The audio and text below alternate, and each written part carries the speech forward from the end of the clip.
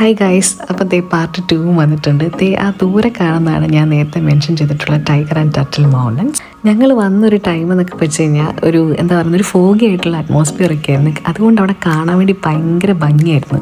എനിക്ക് തോന്നുന്നു ഒരു വേനലായിട്ടുള്ള സമയത്തൊക്കെ അവിടെ വന്ന് അത്രയും ഭംഗി കിട്ടുമെന്ന് എനിക്ക് തോന്നുന്നില്ല.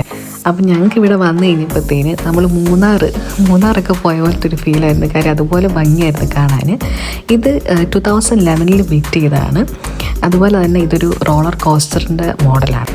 സ്റ്റെയർസൊക്കെ ഉണ്ട്, നമുക്കത് വഴി കയറി അതിന് ചുറ്റും കാണാനൊക്കെ പറ്റും. ഭയങ്കര ഭംഗിയാണ്. അപ്പം ഞങ്ങളിതിങ്ങനെ സ്റ്റെയറൊക്കെ കയറി അവിടെ എല്ലാം കണ്ടു. അപ്പോൾ എന്തായിരുന്നു, കുറച്ച് കഴിഞ്ഞപ്പോഴത്തേന് മഴയൊക്കെ പെയ്ത്. ഞങ്ങൾ മഴയൊക്കെ നനഞ്ഞാലും കാര്യം ഒരു പ്രത്യേക വൈബായിരുന്നു അവിടെ കാണാൻ വേണ്ടി.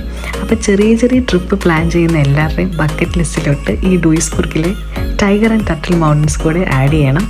അവിടെ പോയി വിസിറ്റ് ചെയ്യുന്നത് എന്തായാലും നഷ്ടമാകത്തില്ല. So guys, see you on our next video. ചൗ.